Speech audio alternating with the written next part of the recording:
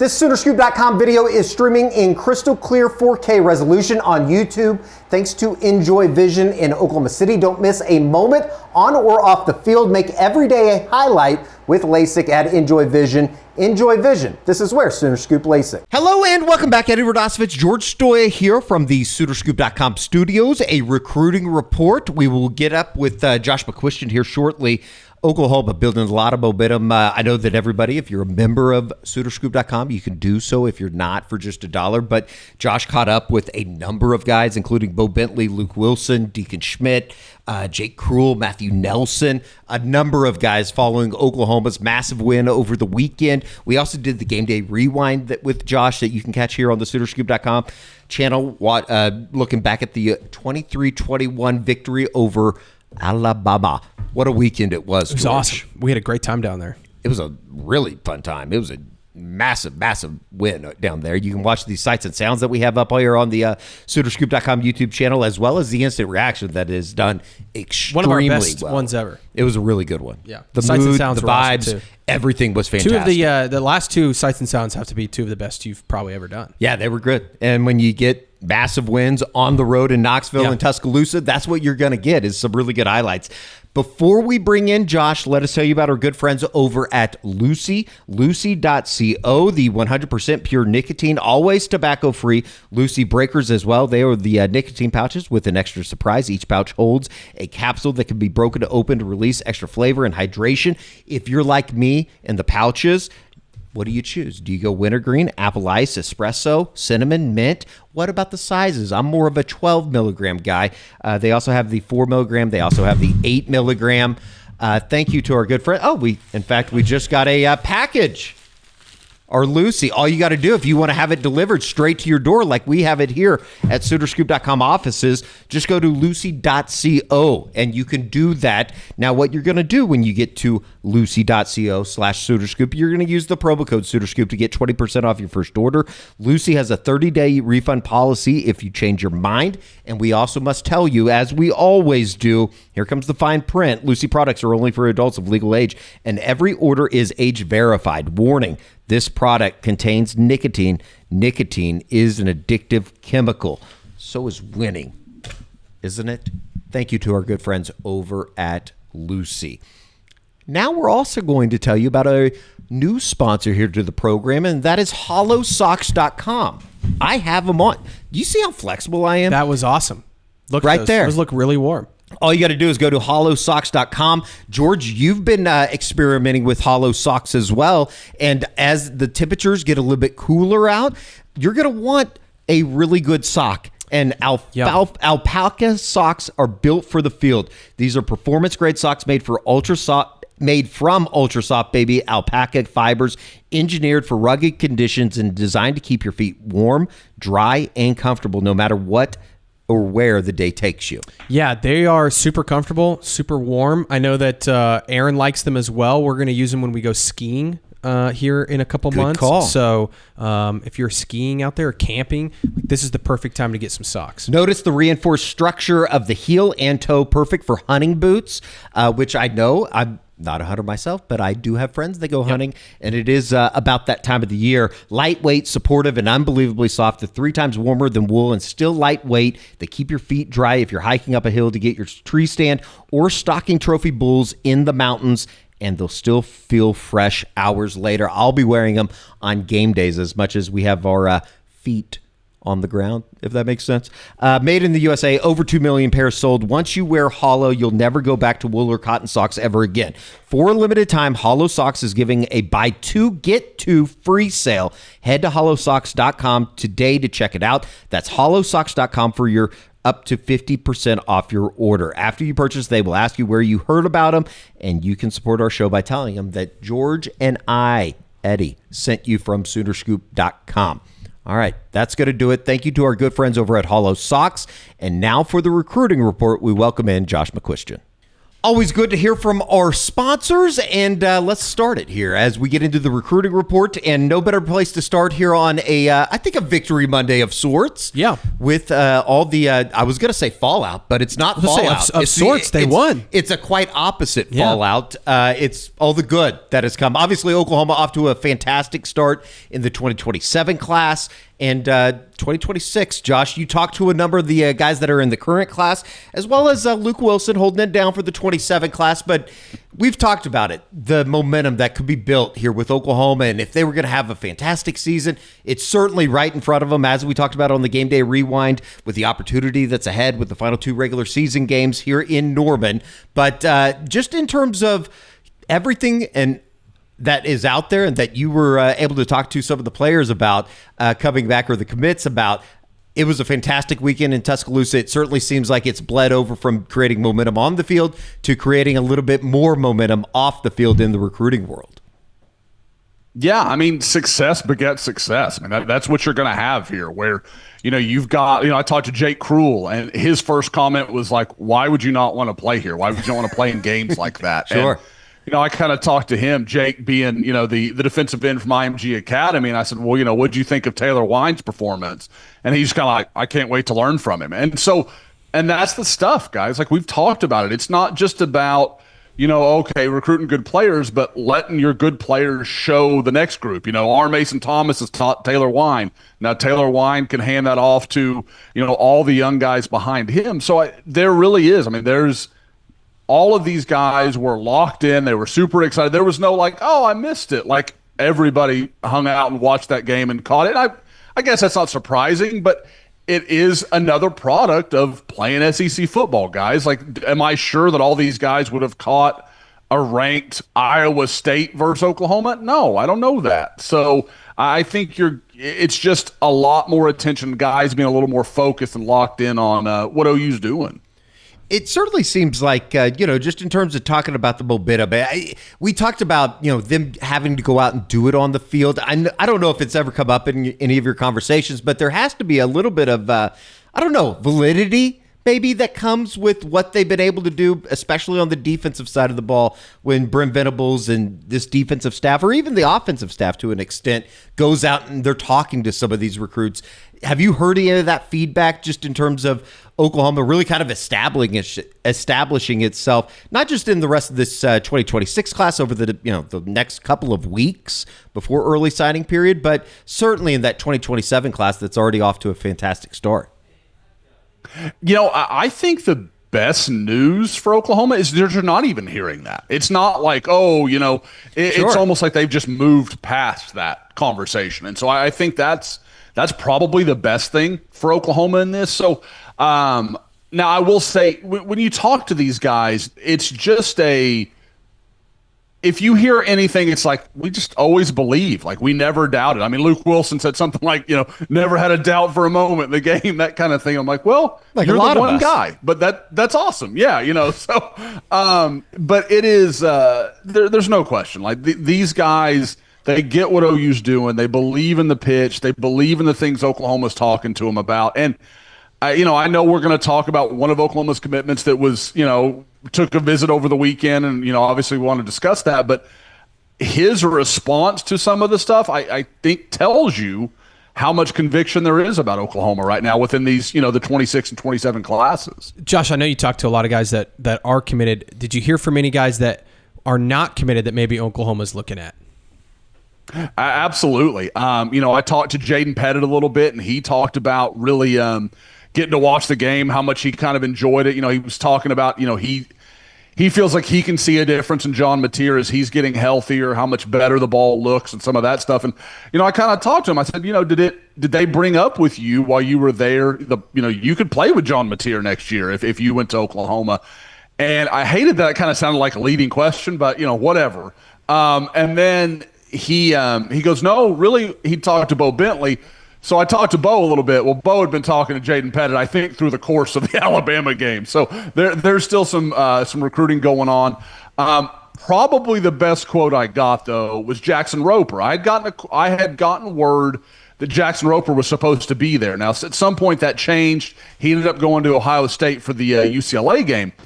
And I just kind of had asked Jackson, what'd you think if you were there, blah, blah, blah. And he said, well, I wasn't, but even in the shoe, everybody was talking about what OU did to Alabama. So you're like, okay, that's a fantastic quote. So that's kind of what you're looking for. But I thought the guys uncommitted definitely understood what it meant. Like understood that it was a significant thing and a sign of, kind of Oklahoma, I guess, officially kind of in the fight, I guess you'd say, as far as the playoff goes.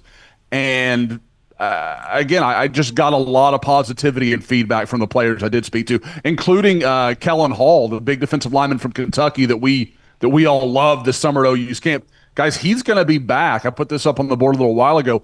He'll be back for an unofficial visit for the LSU weekend. That's his third visit to Norman, a kid from Kentucky, since June 1st. That doesn't happen a lot. Sure. And for those that don't understand, this is the number 11 overall player in the country in his class. It's a big deal. In terms of the next few weeks, Oklahoma returning back to Norman to play the final 2 games of the regular season. What do you think that visit list? I know it's going to be a little bit tough with the 11 a.m. kickoff this weekend against Missouri, but you do have the season finale against LSU at 2:30. That was announced on Monday. Are they going to try to kind of load up here over the next couple of weeks? And as some of these guys' high school seasons wind down, as you've kind of seen here throughout the weeks of the playoffs and all the other various states, I know Oklahoma just started up last week. Are they going to try to get some guys in over the next couple of weeks in terms of official and non-official visits? Absolutely, Eddie. And you're right. The 11 a.m. would normally be a bigger thing, but you're getting to the point now where a lot of guys, their seasons are over. Sure. And maybe even Friday night the game ends and if a guy feels up to it and he can get over the loss, he can make the trip to Norman if he's close enough. So I think there are things like that you have to consider. But yeah, I would expect the LSU weekend is the one, just because LSU, even though, guys, it's kind of a perfect recipe for Oklahoma if you think about it. You get the big name brand. It's a huge school. Everybody wants to see them play. A lot of the schools, excuse me, God bless you. Yeah. I was trying to fight my way through that. I apologize, but we accept. Like I said, big school. You get a big moment, and you're probably going to win the game. So it's kind of a perfect recipe. And you get that 2:30 kickoff. You'll have another group of players whose season will have ended because again, it's another week down the line.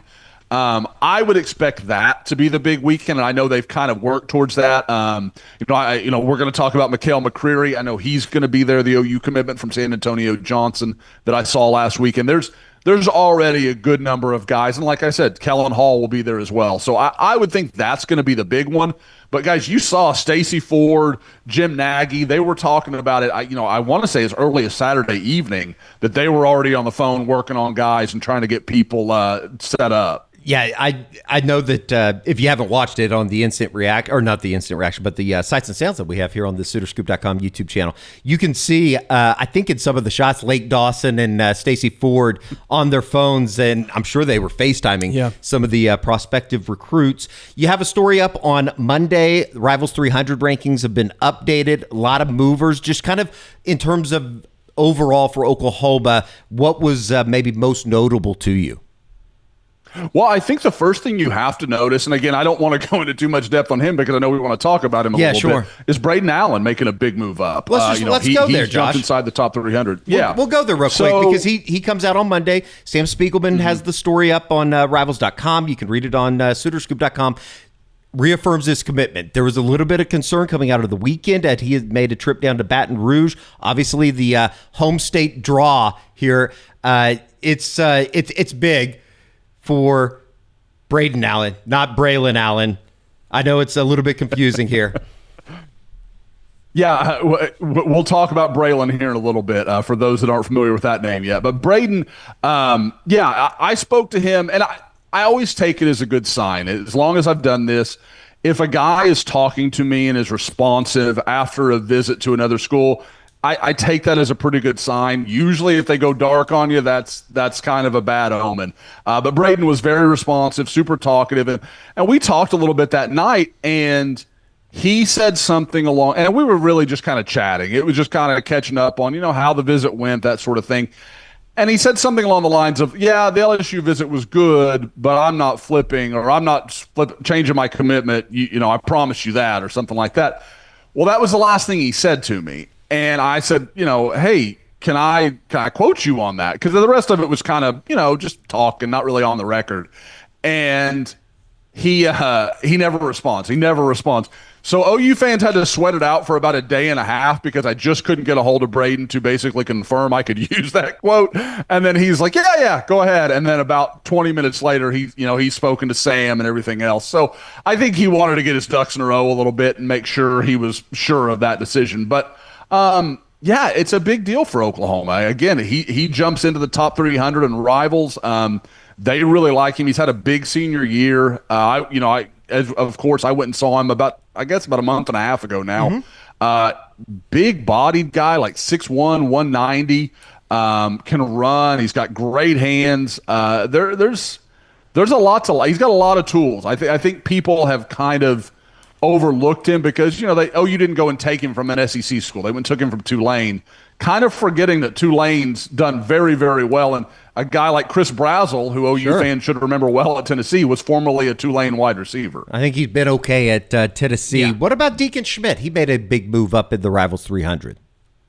Yeah, another guy having a huge year. Windsor, who has my favorite nickname of all the teams in Oklahoma's class. They are the Wizards, which I love. So he like I said, he's put together a really nice year. They won a playoff game this weekend. I think they had 9 yards passing. They just ran, and I assume just behind Deacon pretty much all day. So again, he's a big physical guy, really a better athlete than he gets credit for. Now, Rivals ranks him as an interior guy. I always want to clarify. Oklahoma believes in him as an offensive tackle. I think that's where they see that now. Maybe with the emergence of both Fasusi and Foje, maybe he spends a year at guard if they feel like, okay, he's starting, he's a starting caliber player. We're going to put him here and let that be. That's absolutely possible. But I do think the end goal is for him to be an offensive tackle. Very good. Jasir Rogers moves up as well as I was trying to pull up his schedule here, but I had it right in front of me. Matthew Nelson moves up 11 spots as well, the defensive end commitment out of Arkansas. Who I am currently on the schedule to go see this weekend. I'm going to go see him and Samuel, as well as Ja'Cory Smith, Oklahoma's linebacker commitment. So, yeah, I'm really anxious to see Matthew because I really haven't gotten to see much of his senior year. It's kind of been, fits and starts and little pieces here and there of, like a local highlight package or something. But, again, we saw him at camp, Eddie. I mean, he's 6'4", 220. He's the kind of guy that you're like, I believe that Miguel Chavis can get something out of these tools because he has a lot of physical ability. It's just him learning the game and refining because right now he's just a pass rusher, get up the field, and is super explosive. Great, that can work. But as he refines those tools, you can see him maybe being one of those guys that Rivals gets to pat themselves in the back a little bit for giving a 4-star rating when, frankly, no one else is even that close to that type of rating for him. Josh, they're currently sitting at 18th in the recruiting rankings, the team rankings, 22 commits. Where do you think they end up in the rankings?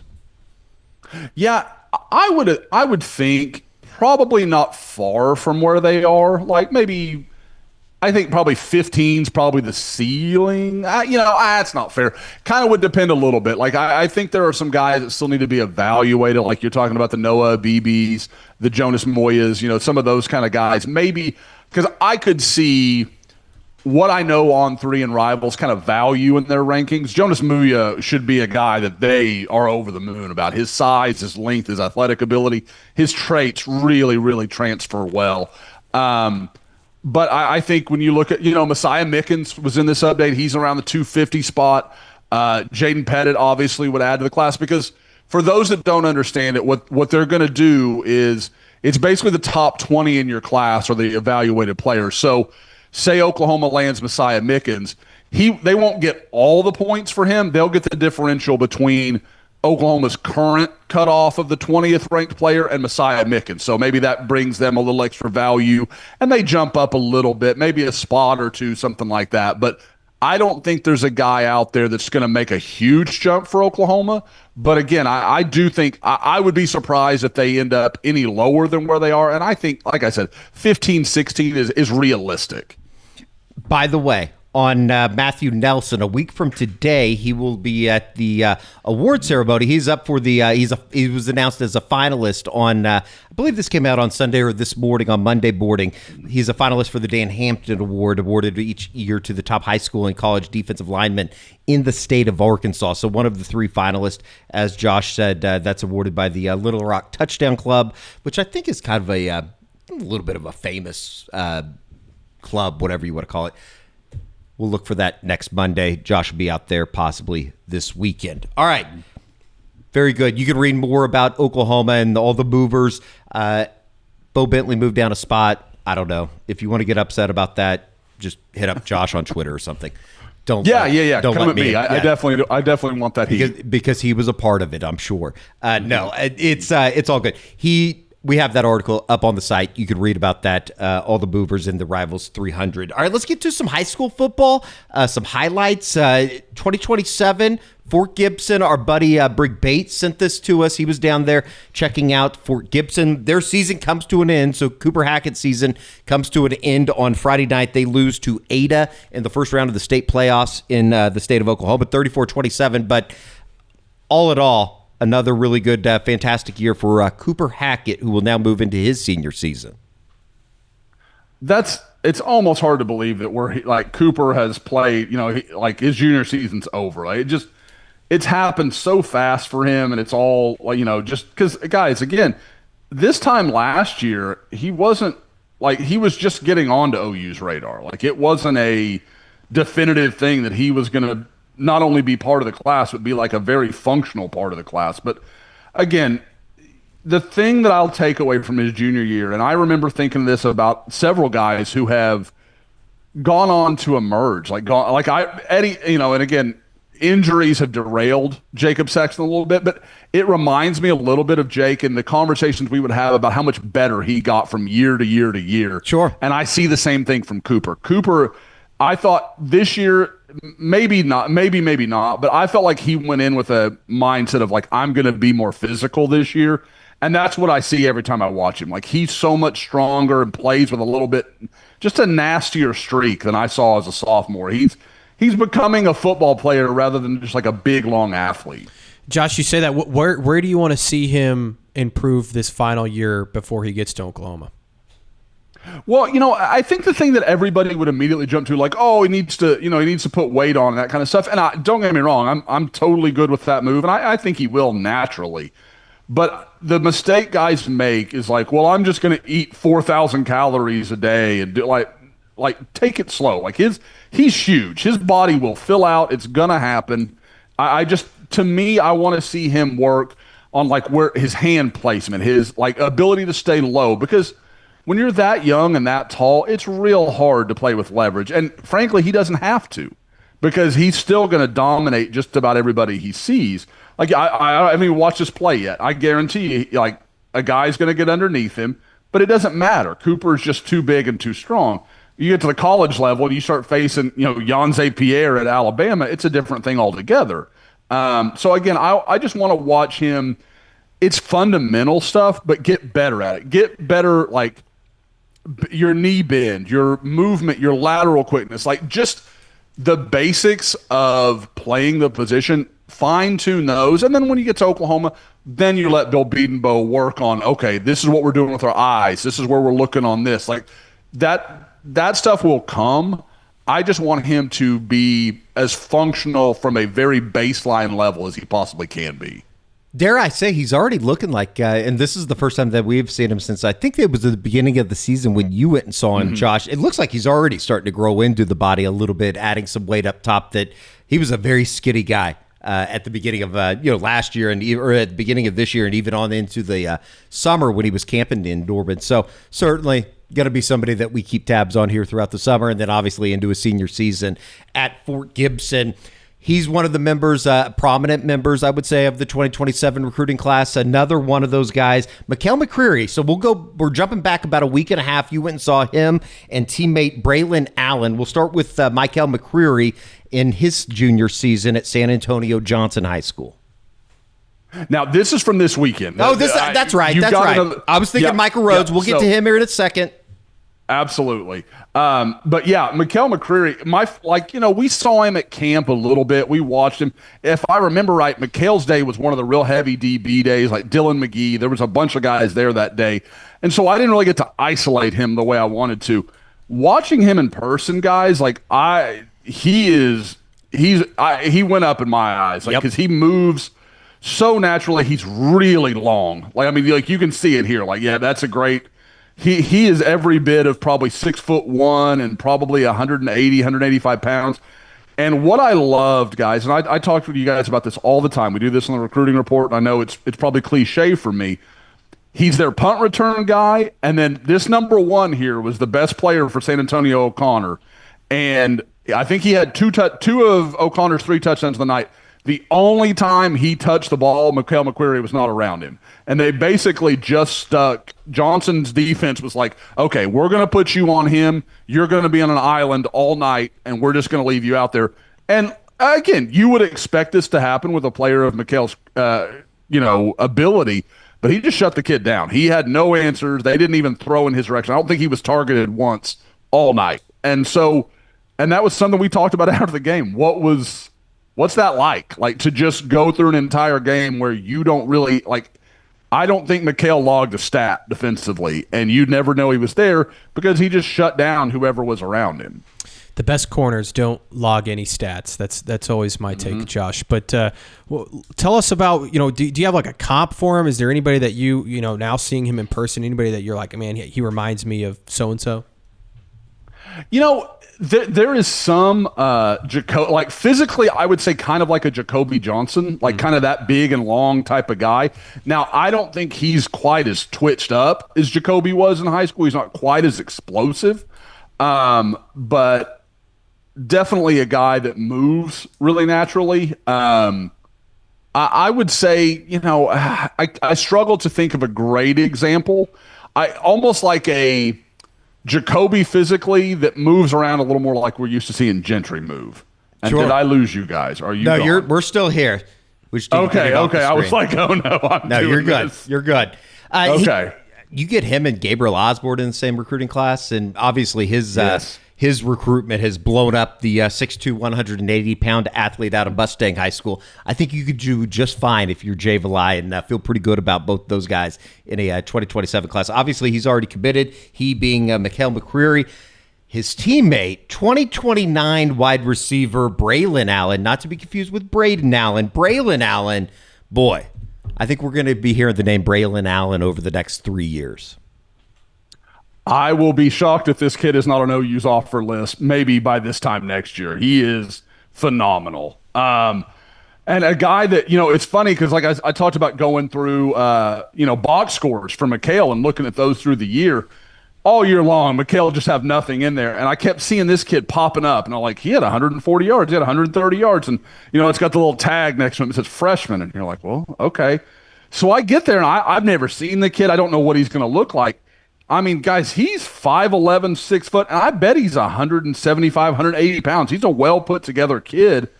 And you kind of thought, well, okay, then he'll be a possession receiver. He's just going to be a really kind of crafty guy. His first 2 plays, I think two of his first 3 catches are for 45 and 50 yards. He's just running past people. And just the more time went on, you're like, no, this kid's just really good. I don't need to limit him to, he's got to be this kind of guy or that kind of guy. I just think probably in 2 or 3 years, he'll be a top 10, top 15 receiver in the country would be my guess. I was super impressed with all I saw from Braelyn Allen. Plenty more to hear from the 2029 wide receiver. It's just crazy to think 2029. I graduated high school in 2005, George. This is not good for my mental health. Braelyn Allen, certainly a name to know. All right, now we'll take a jump back. 2028 recruiting class, a guy that I think has been on Oklahoma fans' radar here over the last couple of summers, visiting Norman. Micah Rhoads, certainly an impressive night that you went and saw him about 2 weeks ago. Yeah, with Micah, it was a deal where it kind of got off to a slow start. The first quarter, they couldn't really get a lot going. And then all of a sudden, they stuck him in as a wildcat quarterback, and he popped like a 35-yard run. And from there, this is the end of the play. I missed the first start of it.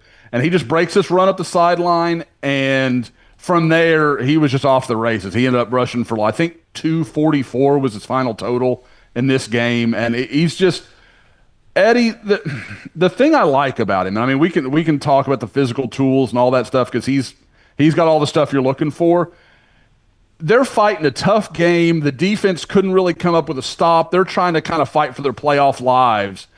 And never once did I see the kid like put his head down, kind of lose his temper with his teammates when things weren't going well.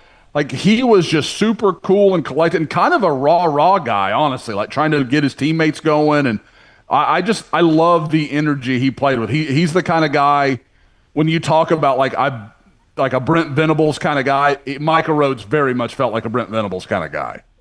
I know it's super early. Obviously, he's still just a 2028 recruit, but out of Klein, Texas, Klein Oak High School, Spring, Texas. Who are some of the leaders right now? Is it even too early to say that there's any leaders for somebody like a Micah Rhoads? I wouldn't. And honestly, Micah has I want to be clear that he's never come out and said Oklahoma specifically, but he's hinted around that conversation of Oklahoma kind of being up in front for him right now. They've done a really good job. Obviously, and Eddie, if I missed this in your introduction, this kid played with Cortland Guillory last year. This is the same high school that Guillory came from, in Klein Oak in North Houston. So there's a lot of connection. He's been up for a game this year. I wouldn't be shocked if he shows up for one of these 2 final home games. But yeah, like Texas, obviously, they're going to be highly involved. Baylor has gotten a lot of attention, but I mean, guys, you're talking about he's got offers from Oregon, Ole Miss, Ohio State, Penn State. I mean, you go down the list. This guy's got every option he could want. So there's going to be a lot. Now, what I will say, Eddie, you talked about him being a 2028 guy. There was a little buzz that Micah might consider being one of those guys that moves up a year. So I just keep an eye on that. And again, with Jackson Stokes already in the class, what does that mean for, where would that put Oklahoma in the situation? Obviously, they would want Micah Rhoads, but I know they've got other 2027 guys they like as well. So it would introduce a kind of an interesting dynamic to how that might play out. Josh, you mentioned his relationship with Oklahoma being really strong. Is that because of DeMarco Murray, or why exactly is that relationship so strong right now? Cortland's part of it, but I definitely think it's about DeMarco. Like, he really likes him. Came up going into his freshman year, when Micah was one of the earliest running back offers I can ever remember, not just DeMarco, just Oklahoma making in general. And that's a position where, when guys are young, you pretty much have a pretty good feel for who they're going to be. And so for him to be as early as he was, it said something. But, I definitely think it's built on he and DeMarco. I think he's got a lot of respect for him. They talk a lot. I've talked to him before about, what does he talk? Because when these guys love DeMarco, like, I just see this quiet, almost Sphinx-like guy. And you're like, well, what's he about when you talk to him? And he's like, oh, it's totally different. We talk about our families. And, it just sounds like DeMarco is a very open book with these guys. And I think, something I remember Tory Blaylock talking about a lot was almost like him being kind of like a second father figure after obviously Tory's father, Derek. And I get the impression that a lot of guys kind of feel that way, is obviously they look up to DeMarco and all he's accomplished. But at the same time, he's a guy, that just, I think, airs a confidence that a lot of guys kind of tend to gravitate toward. Very good. And by the way, you can see the Maley McCreary interview. That'll be up on our SoonerScoop.com editorial page. We'll obviously put it on the Crimson Quarter as well to hear him talk about his relationship and obviously his commitment, all that kind of good stuff, as Josh alluded to with Maley McCreary there in the 2027 class. All right, that's going to do it. It seems like right now there's a lot of positive momentum right out there for Oklahoma, both on and off the field, certainly off the field with all the recruiting stuff. Going to certainly be interesting how they close out this 2026 class, as we've talked about, with them continuing to be pretty active here over the next couple of weeks with early signing period, what are some of the things that you're kind of looking for here over the next couple, let's say 10, 15, 20 days until we get to that first week in December, Josh? Yeah, I mean, Eddie, we're a little over 2 weeks away from signing day, man. I'm working on signing day content already. It's crazy. But, yeah, you're going to have Jonas Muya and Noah Beebe. They're going to take their official visits. I think that's going to be really telling. The one that's interesting, and we've talked about this a little bit, is Messiah Mickens, because, Harrisburg is 12-0. They play their playoff games in Pennsylvania on Saturdays. And so he's not going to be able to make it this weekend for sure. And if he wins again, he won't make it next weekend either. So, if they go to the state title game, he could be playing on December 6th. So signing day would have come and gone, and maybe he decides to sign in February. We don't know. But I kind of can't help but wonder if he's going to show up in Norman on like a late week visit or something, maybe squeeze in like 36 hours, maybe miss one practice or something like that. Again, I don't know how that's going to go over. We'll have to see how that all looks, but it does feel like Oklahoma's in really good shape there.